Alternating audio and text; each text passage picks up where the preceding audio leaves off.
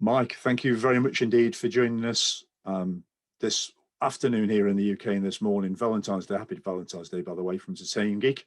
Yes. And we're speaking to Mike all the way in snowy Wisconsin in the USA from a recently snowy Derbyshire in the UK.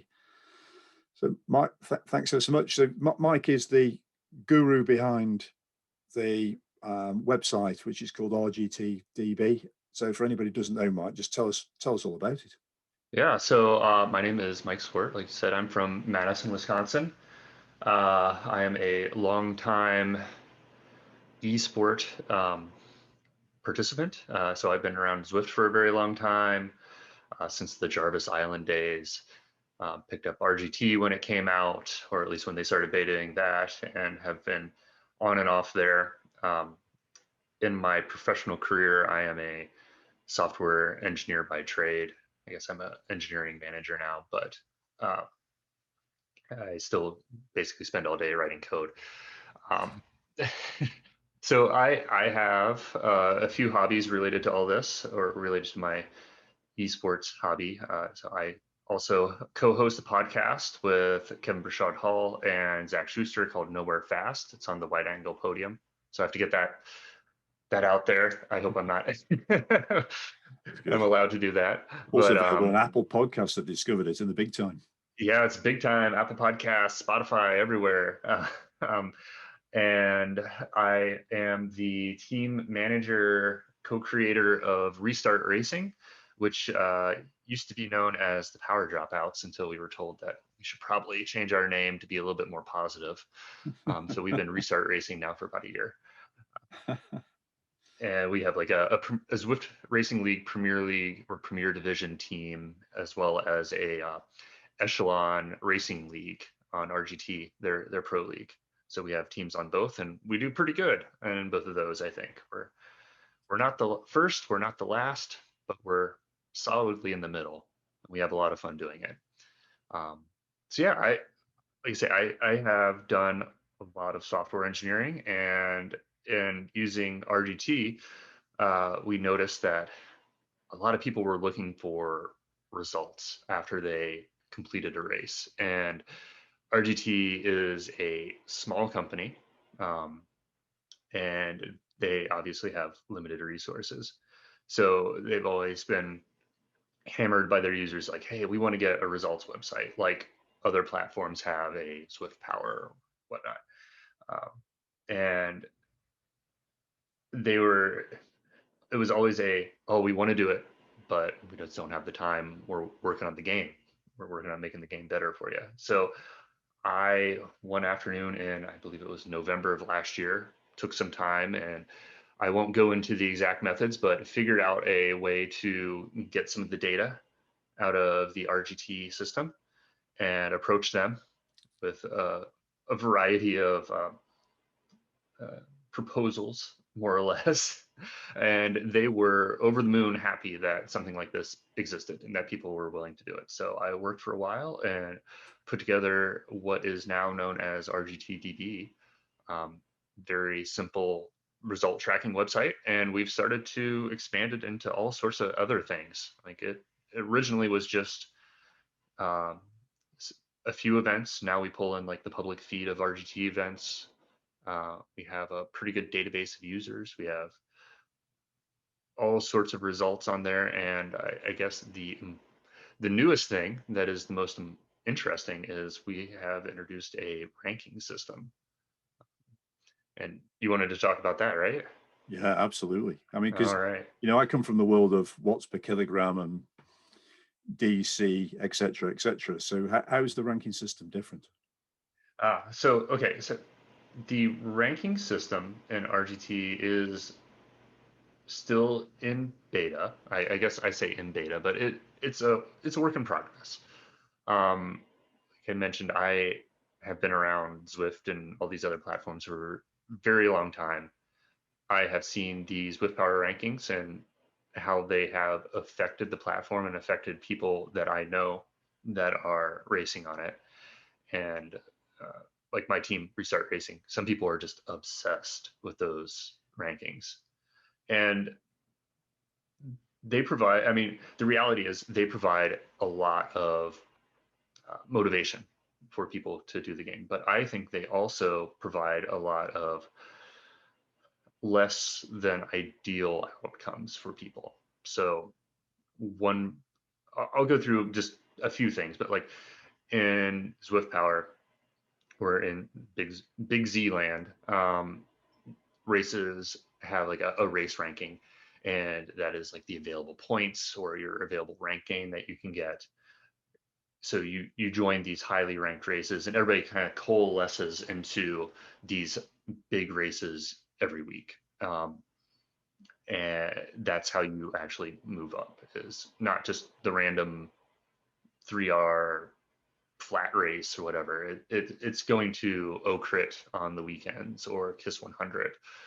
Or if this is one of the problems, or if you're in the Premier League, getting ranking from Premier League races, where the race ranking is insanely high, but not everybody can join them because it is a private event.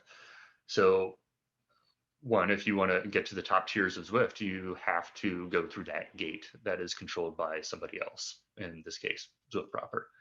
The other part of it is the system that they use to calculate this is not necessarily perfect, in that if you leave a race, if you have a technical, or you decide that the race didn't go the way that you wanted it to, you just leave and your rank is protected. You don't give, you basically take points away from other people. So we kind of wanted to, or at least I kind of wanted to go through and fix some of this with what we're trying out on RGT, RGT I guess I should say. What we have implemented is, I keep saying we, but I guess it's just me and some other people that provided input. What has been implemented is a ELO rating system. So ELO you'll see in a lot of other games, or at least other e-sporty type games that are out there, like League of Legends, Overwatch, I believe, has the ELO system. And it is a ranking system that measures your predicted outcome versus another player at its core level. There's a really good Wikipedia page. If you go to rgtdb.com whack about whack rank, you will find, or you go to the main website and you click about rank, you'll find a little write-up I did there, and it has a link out to this that kind of explains how it works. But in a competition, in a game between two people at the core level, there's a probability that player A will beat player B, and then there is a number of points that will be distributed. So if player A beats player B, they get the points, and player B has the points taken away. The number of points that are exchanged is based on the delta in ranking score, or at least the difference in ranking score between these people. So if if player A is really good and player B is not very good, or has a lower ranking score, and player A wins, the amount of points transferred from player B to player A is negligible, if not zero, even if it's at a certain threshold. Likewise, if player B upsets and beats player A, there is a large amount of ranking points transferred, larger, I guess. And that means that player B increases their ranking score and player A is ranked a little bit lower. Obviously, this is a lot different for a race that has 100 people in it. And I've done some changes in there, or to the algorithm that we have on the website that kind of calculate this out. But the premise is basically the same, that if you win and you upset, you do better than you're expected to, you gain ranking points. Likewise, if you get upset, you lose ranking points. And this all ties together into a variety of rank levels that we are working on. So right now it's just, there's a small team that works on this, and gosh, we went back and forth on over a whole week of what to actually name these things, but we went with what is kind of common parlance in the esports industry, like the precious metals thing. So it's bronze, silver, gold, platinum, and there are certain uh, thresholds that you progress through and your rank goes up. We have a little progress bar on the website. Um, and that's the ranking system in a nutshell. There's a lot of little nuances that we have there. So like the problems that I um, kind of elucidated earlier, you have people that leave. So right now, the ranking system is, I'd say kind of harsh. If you sign up for a ranked race, so that's another thing I'll go into, but if you sign Okay. up for a ranked race, um, you are going to be transferring points no matter what. So that's even just signing up. And this is a issue that we're kind of something that we're trying out.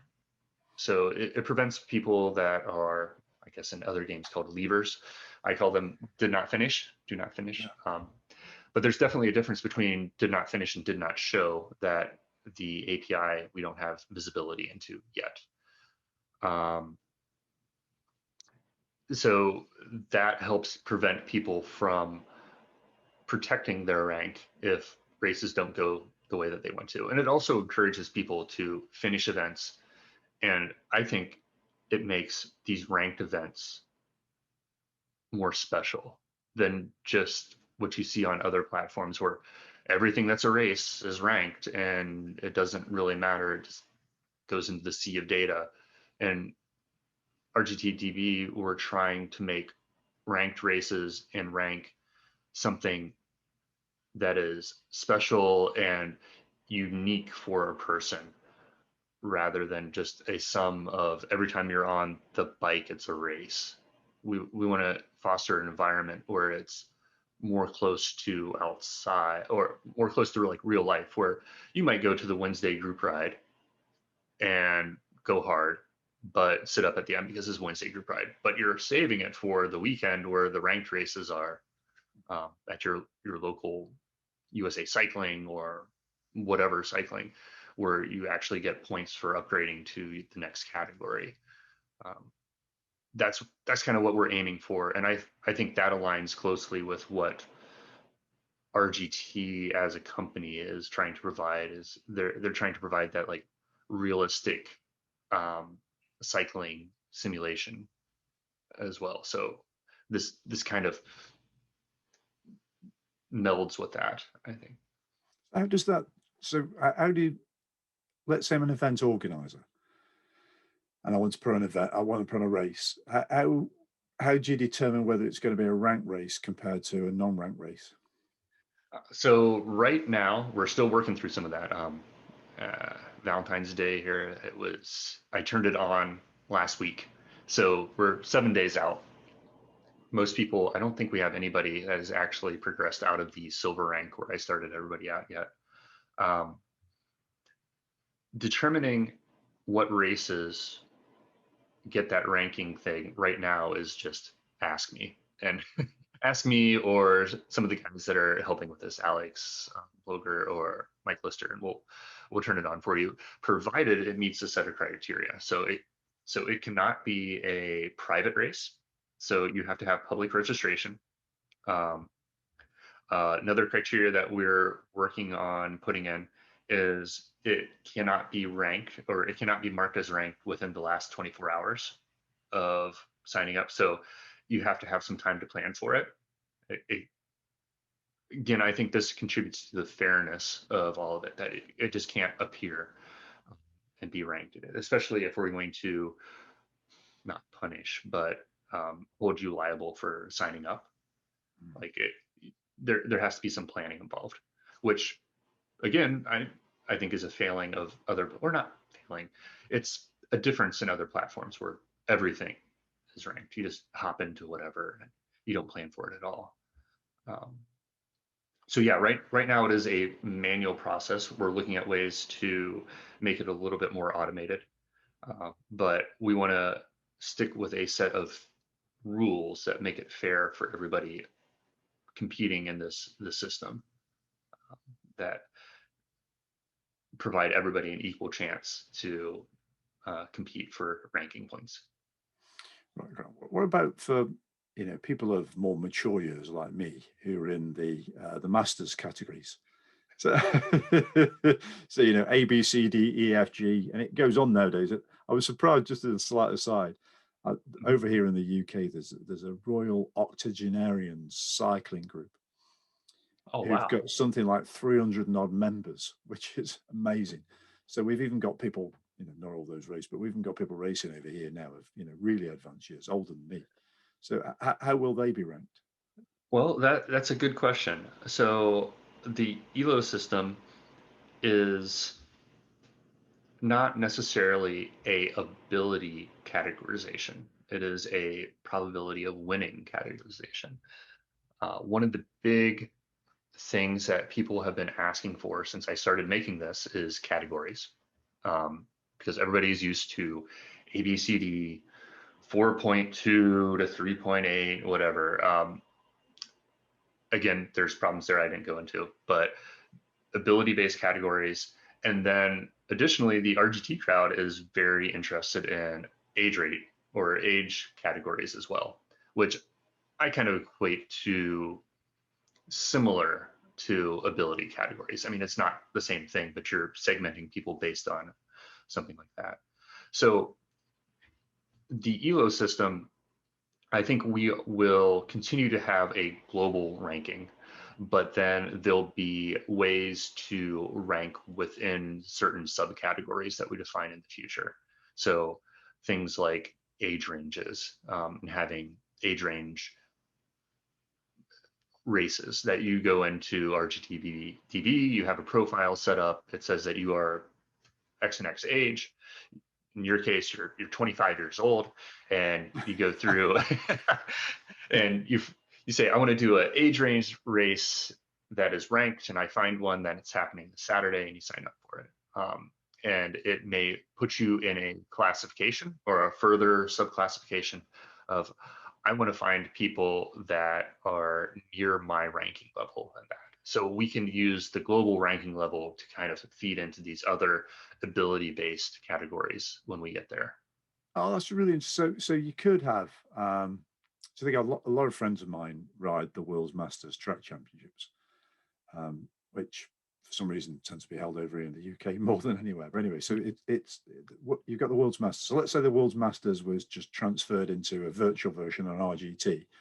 That could mean to qualify for it, not only would you have to be in the right age category, but you would also have to gather the right level of points using the ranking system, Yeah, perhaps. and that's entirely up to the organizer. I mean, obviously, if you were to require things like a ranking score that will take time to accumulate, um, that would be somewhat excluding of people that are new to the platform.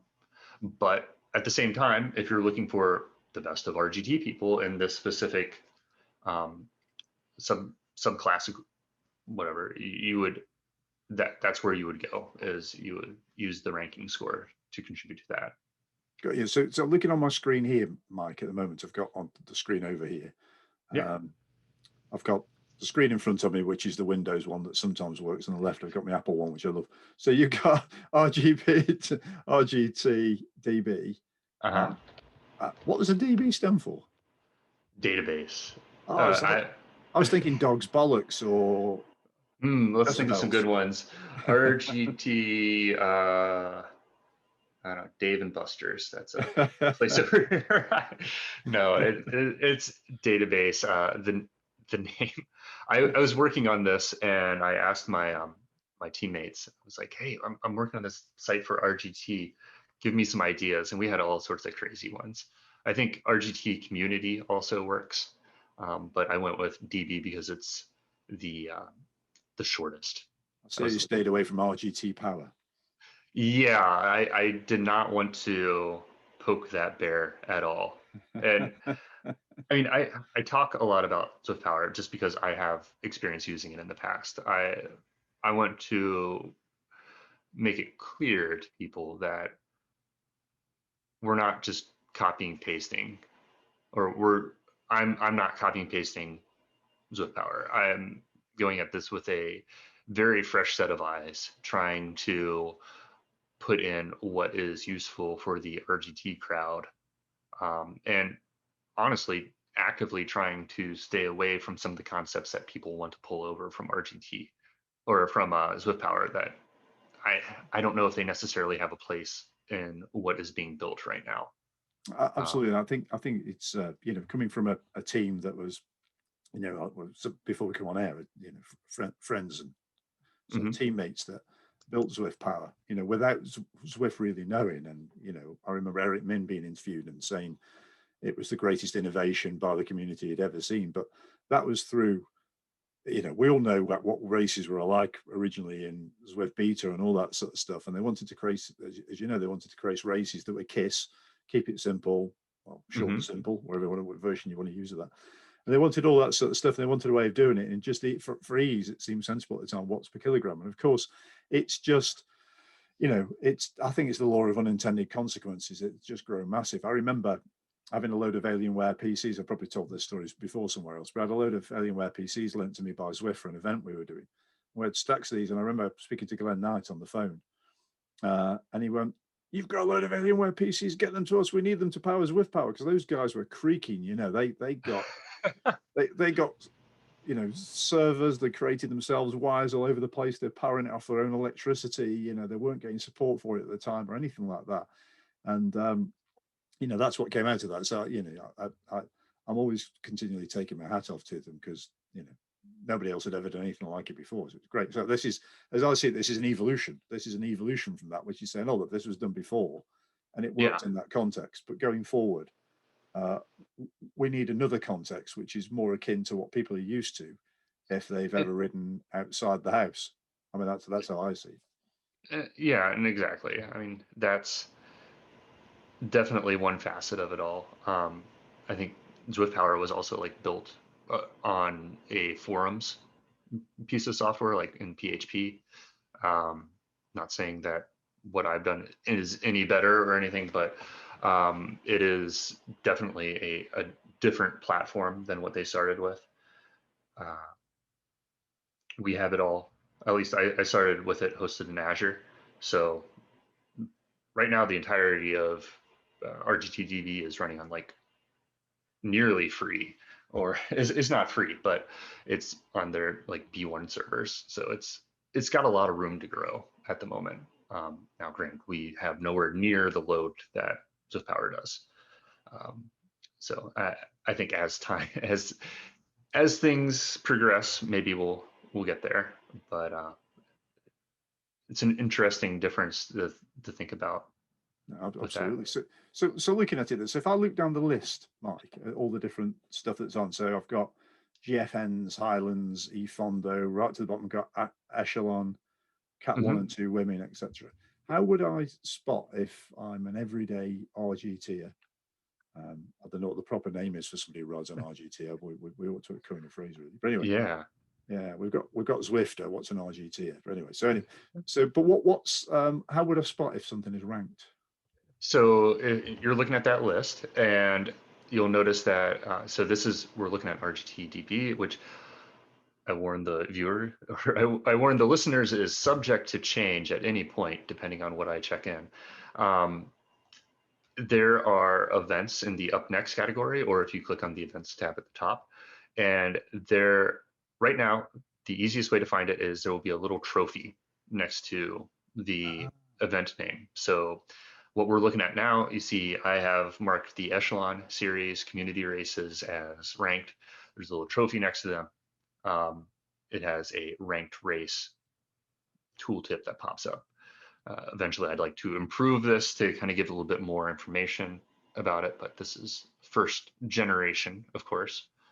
Um, so that's your indication of what a ranked race or what how to find them.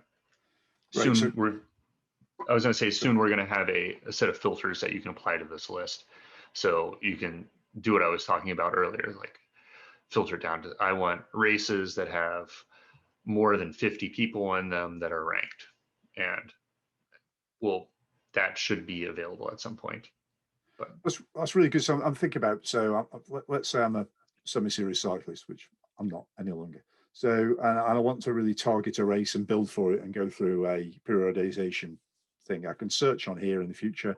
I can find a categorized of a ranked event, I can enter it and I can then plan for it.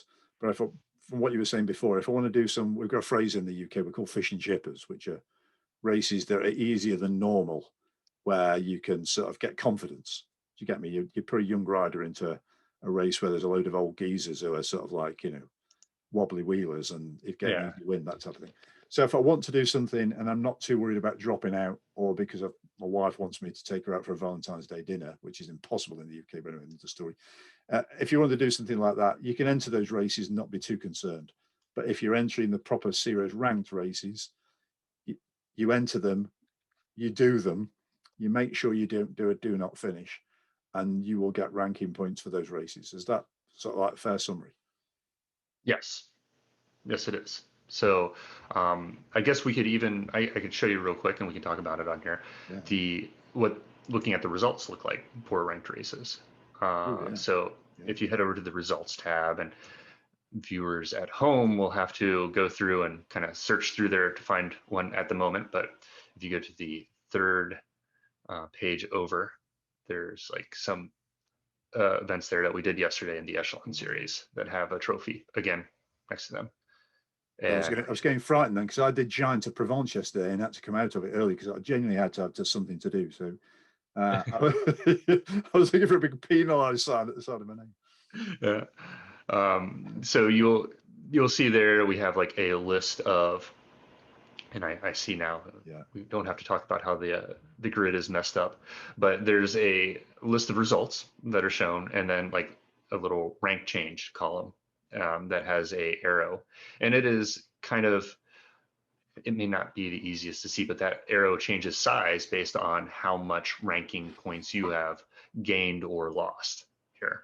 So as you scroll down the list, like right now we're at the beginning stages where everybody has very similar ELO rankings or ranking scores. So there's not going to be a lot of variety in who increases and who decreases in these races.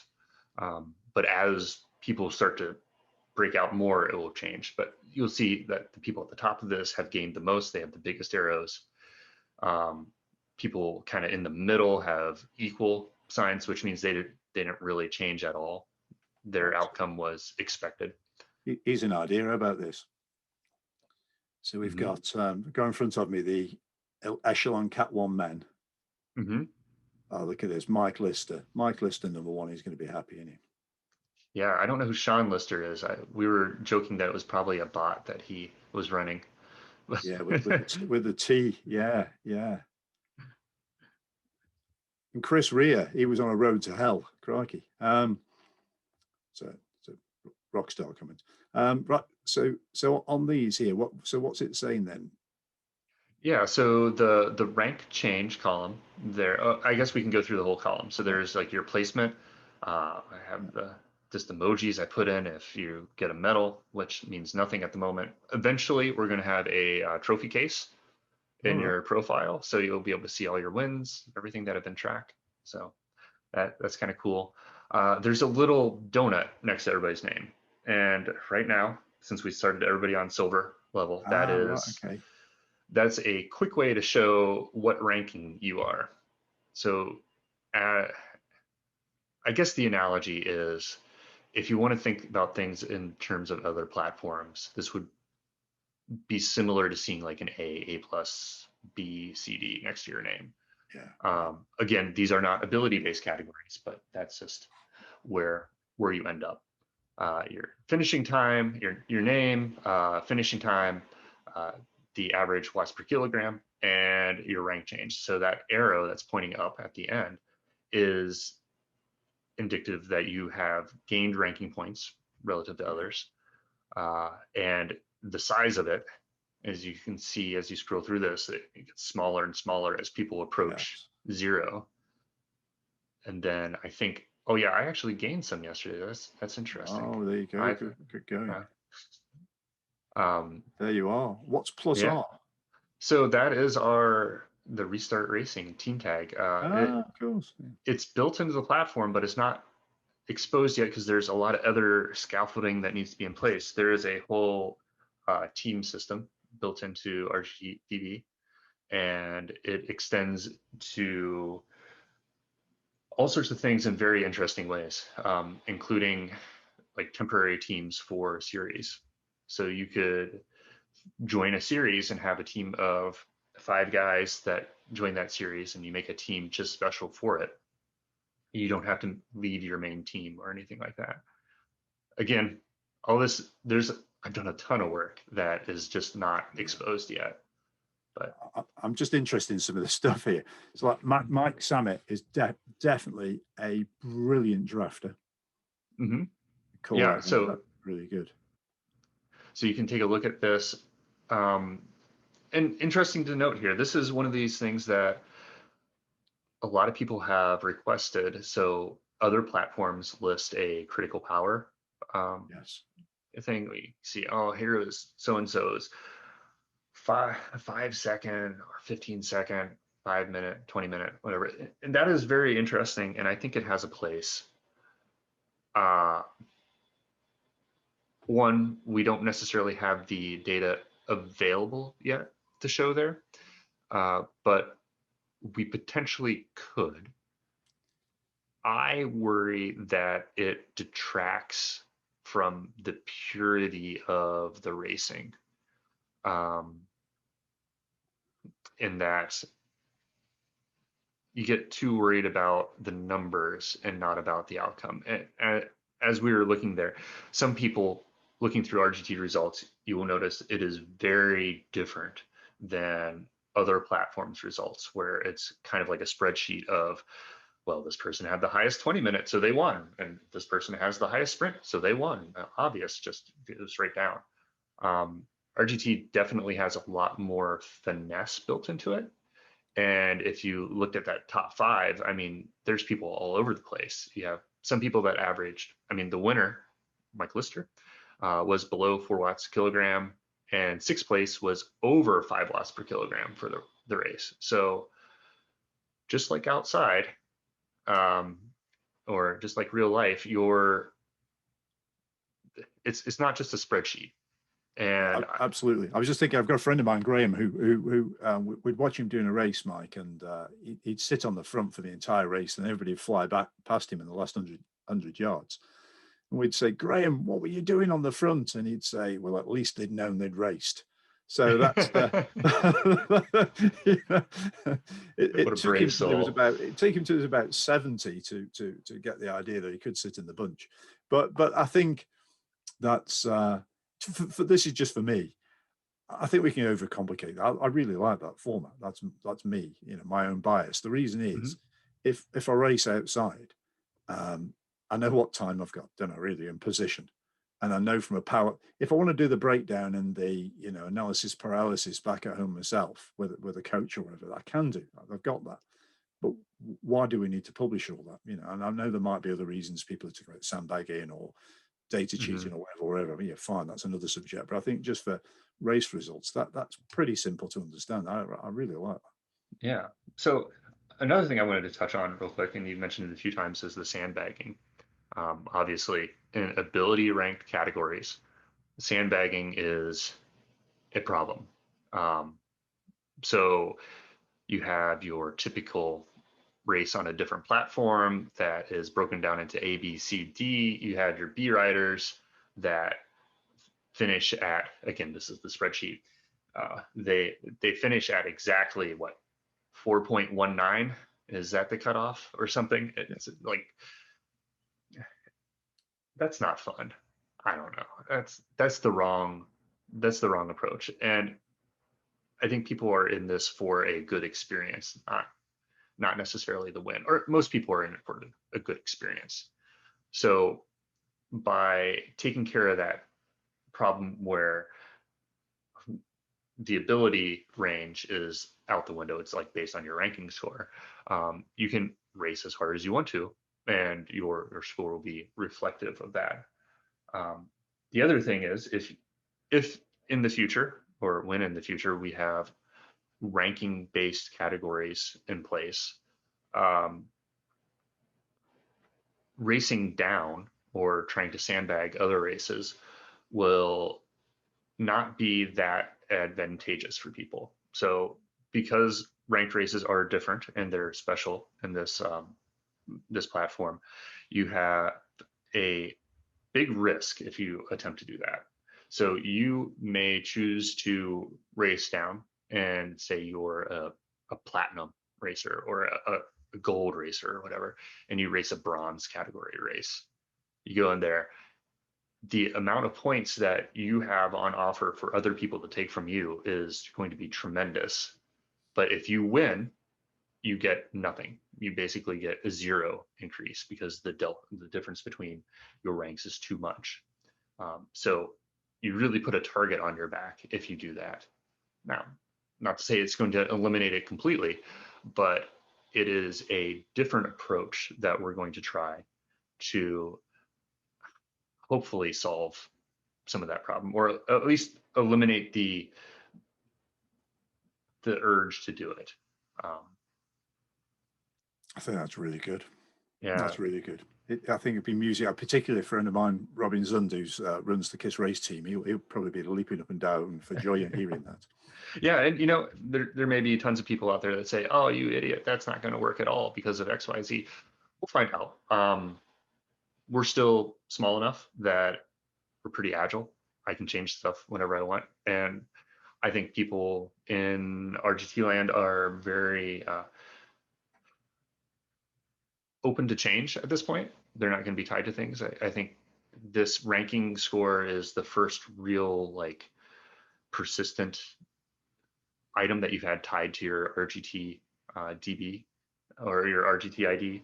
So people are going to get a little bit more defensive of that, but people are willing to try out new things here. And I think as we change and alter this, it's going to be well accepted, I hope. I think so. I think it's fantastic. Mike, that's brilliant, mate. I really appreciate your time. No problem. Taking me through that. Absolutely fantastic. Particularly, as I say, on Valentine's Day. I ought to put that thing on the screen. It's got all flowers around it, doesn't it? That frame. Oh, and put the heart, Yeah, yeah. overlay the heart afterwards. It'll go right here. Is that it? Yeah. But no, that's absolutely terrific. I wish you every success with it, and I hope one day to get fit enough again to compete in a rank race. But it's, I'm just thinking about those real big events. Those real, even like sportifs. Where people do sportifs and they plan all year to do it. It's like an exciting thing to have an RGT version that's ranked as well. I suppose there's so many possibilities you could do with this. It's fantastic. Absolutely. And we have a lot of plans or at least I have a lot of plans for adding other metrics to all this. So like we've talked about ability or age rate or age classifications, um, a trophy case of some sort. Uh, I'd really like to add some sort of like leveling mechanic into this. So if you look at other games, Overwatch, League of Legends, whatever else out there, they have the same thing. There's like your rank, but also your progress. I think we could start to add some of that now. Again, kind of like with teams, this stuff is all predicated on other pieces of the system being in place that I have to put in whenever I get the time. Um, so we'll go from there when when I actually get the time to put them in. But I think there's going to be a lot of really cool progress here, yeah, in the near future. That's brilliant. Thank you.